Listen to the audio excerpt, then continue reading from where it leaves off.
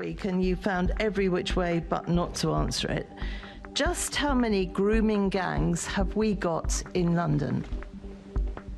So the situation in London in relation to young people being groomed is different to other parts of the country.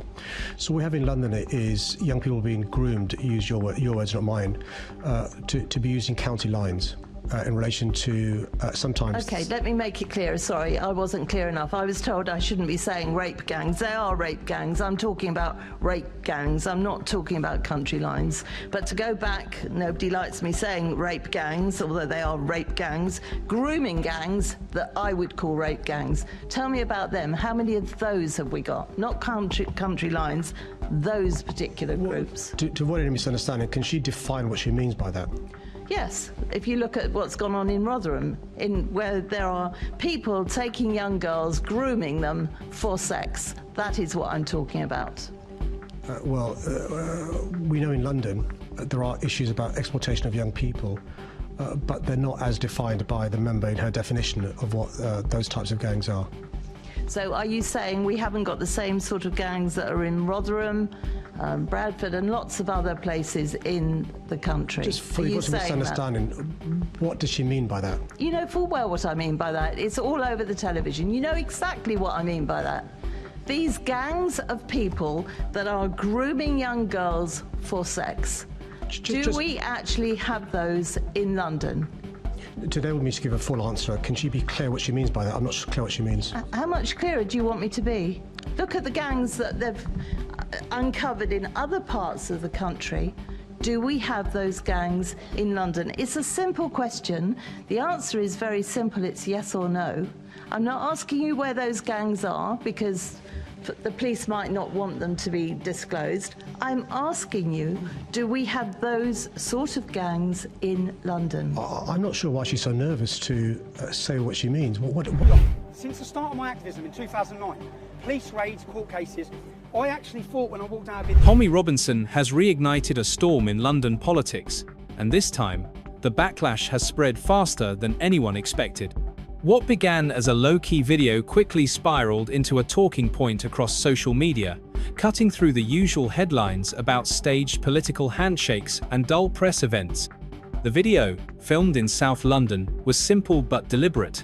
No shouting, no chaos, just Robinson standing among sparse streets, with police posted at corners and long queues outside public offices. The imagery alone painted a picture of unease. Then came his words. He accused Mayor Sadiq Khan of leading a city not just divided, but unraveling, blaming a culture of fear, political gamesmanship, and the neglect of working-class neighborhoods. That message lit a fire online. Within hours, posts and clips of the video flooded feeds, sparking debates that crossed party lines. Some viewers dismissed Robinson as a provocateur. Others, even those who had ignored him for years, admitted his words reflected the frustrations of everyday Londoners. Social media threads began asking why so many feel unsafe in their own streets and unheard by their leaders. The tipping point had been reached, and the conversation was no longer about Robinson alone, it was about the state of London itself. Inside City Hall, the ripple effects of Robinson's video have been harder to ignore than usual. According to insiders, the uproar has begun to wear on Sadiq Khan himself. Publicly, he remains silent. Privately, aides describe a mayor increasingly uneasy about the growing chorus of Londoners who feel abandoned under his watch. The most stinging blow wasn't about crime statistics or transport delays. It came from the voices in the clips. Robinson shared ordinary residents saying the city no longer feels like theirs, that the streets they grew up on now feel alien. Those words, stripped of politics, reportedly shook Khan more than any formal debate ever could. For a leader who prides himself on being in touch with his constituents, hearing Londoners question his ability to protect and represent them has cut deep. This controversy has shifted the spotlight from policy to perception. Khan isn't just facing criticism of his leadership style, he's watching his legacy being challenged outright. The silence from his office, intentional or not, is amplifying the public outcry. And with each passing day without a clear response, voices demanding accountability are growing louder, leaving Khan in a dangerous position where narrative, not numbers, could define his fate. Robinson didn't just attack Khan's handling of the city. He took aim at something far bigger: his legacy.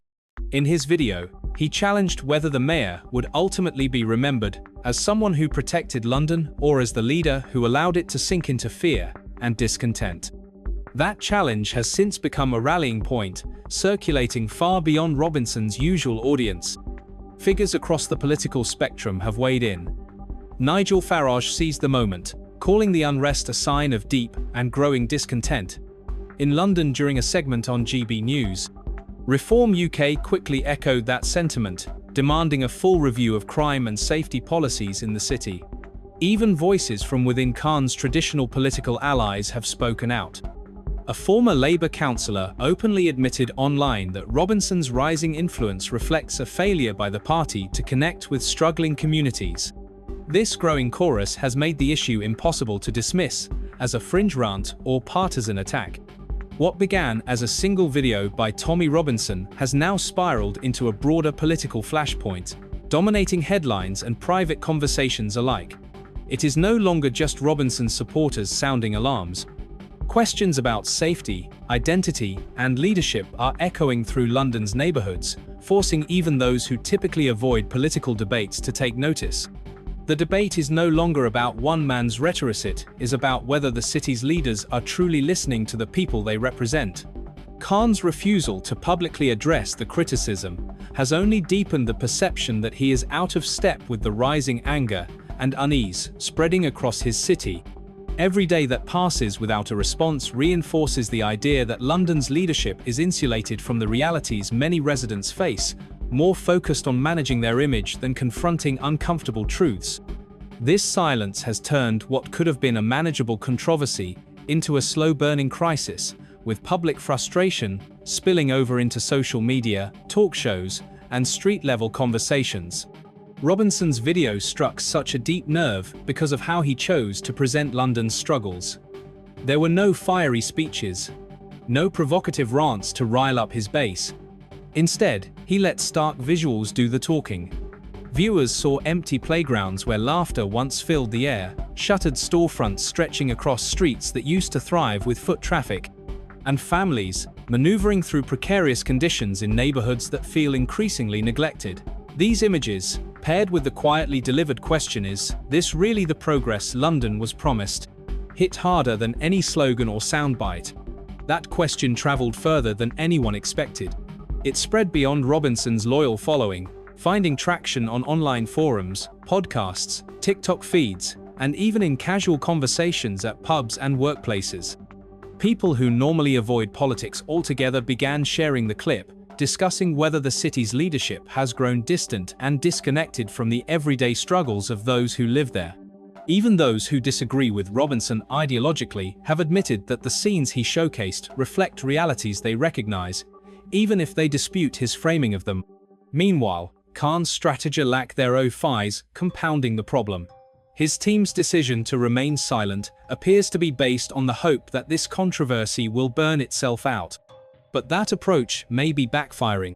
Each day, without a public statement or acknowledgement, only amplifies the impression that City Hall is either unwilling or unable to speak to its citizens at a moment when the city feels on edge.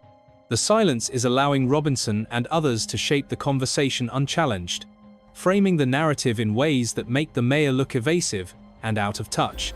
The narrative itself has also evolved.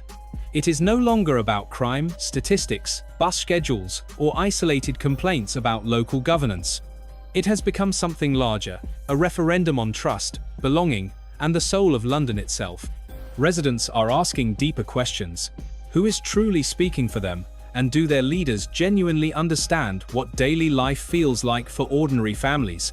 When those who feel unheard start turning toward controversial figures, not out of ideological alignment, but simply because no one else seems willing to acknowledge their concerns, the political consequences quickly grow more dangerous than a handful of viral videos. If this dynamic continues unchecked, the fallout could extend far beyond Khan's immediate reputation. A growing block of disillusioned residents may shift their loyalty away from traditional parties entirely, fueling outsider movements or emboldening voices who thrive on disruption. London, a city long viewed as politically predictable despite its diversity, could find itself entering a period of volatility where no leader or party is safe from sudden upheaval. The stakes, both for the mayor and for the capital's political order, could not be higher. What do you mean? No. I am saying exactly what I mean. I'm saying, have we got any of those grooming gangs in London? I'm unclear, Chair, what is meant by the question. If you could spell it out, I can answer. I've just spelt it out. Are you not listening? It's the sort of gangs that groom young girls at a young age for sex. Exactly how much clearer do you want me to be? So we do have issues in London with young girls being groomed for county lines. Some of those girls are used for sex, and that's one of the reasons why I've set up things like the Lighthouse, funded by City Hall, why we've set up 4 hubs that help survivors of child sexual abuse, why we're investing in London's Violence and Exploitation Support Service, why I commissioned the HMI to look into the issue of child exploitation, why the Met Police Service now employs 1,200 child protection officers, why we have Operations Interior, first begun in London, why we're the only police force that began the V100, targeting the 100 most violent I just young asked people. a yes-no question. So approximately how many of these gangs that I am talking about, that I do not know why you don't understand the sort of gangs I'm talking about, exactly, or... What happens now is anyone's guess. But one thing is certain. The stakes have never been higher for Sadiq Khan, and for London's political establishment as a whole. Khan's continued silence is no longer a matter of optics, it is becoming a test of his ability to lead under fire. Every day, he avoids addressing the uproar. The perception of him as a detached, insulated leader grows stronger, threatening to harden into something that no press release, media appearance, or social media statement will be able to repair. For Londoners, this silence is not just frustrating, it feels personal. The capital has faced escalating concerns in recent years over safety, economic uncertainty, strained public services, and cultural tensions, and many residents feel that their concerns are not only unaddressed, but actively dismissed by those in power. Social media feeds are now filled with angry debates, viral clips of street interviews, and growing calls for leaders to face ordinary citizens directly, rather than hiding behind curated talking points. The city, long accustomed to political spin, is growing restless. What they want now is not more words carefully packaged for cameras, but concrete commitments and honest engagement that prove their voices still matter.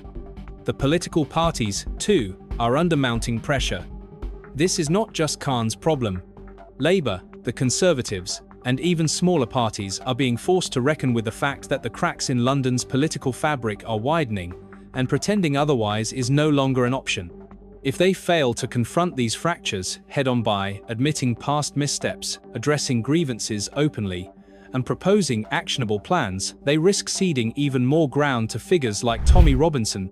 While Robinson remains a polarizing and controversial figure, his willingness to speak bluntly to issues others avoid has made him a magnet for frustrated citizens, particularly those who feel their concerns are ignored by mainstream politics. If that trend continues, the political landscape in London could shift dramatically, reshaping alliances and priorities in ways the major parties are ill-prepared for. This controversy has already transcended its immediate cause. It is no longer about one viral video, a single protest, or even Sadiq Khan's reputation as mayor. It has become a symbol of something deeper, the growing divide between the governed and those who govern. Across the city, there is a palpable sense that decisions are being made in sealed rooms, far removed from the daily struggles of ordinary people. That perception, once cemented, can be political death. History shows how damaging such moments can be. Leaders who failed to address similar crises, from Theresa May's drawn-out silence during the Grenfell Tower aftermath to Boris Johnson's evasions over Partygate, found their credibility collapsing not because of the original scandal alone, but because of their inability or unwillingness to speak directly to the people when it mattered most. For Khan, the parallels are obvious. Every hour that he remains quiet adds fuel to the anger, not just among his opponents, but among those who once supported him. For every statement delayed, more Londoners turn to alternative voices, some more extreme, simply because they are talking while City Hall appears mute. The conversation has already moved beyond his control. What started as a localized uproar has become a broader national conversation about leadership, accountability, and the fragility of public trust in government. The question now is not only how Khan will respond, but whether his response will come in time to reverse the tide. A generic statement or a vague promise will not be enough. Londoners are looking for something tangible, a willingness to meet them where they are, to answer hard questions, and to lay out specific measures that show he is not only listening, but acting. Anything less will be seen as proof that their frustrations are justified, and once that perception takes root, no campaign strategy or party backing will easily dislodge it. The country, meanwhile, is watching this unfold with growing intensity. Every major news outlet has latched onto the story, and every day Khan stays silent. The headlines grow sharper, framing him as a mayor either unwilling or incapable of facing his constituents.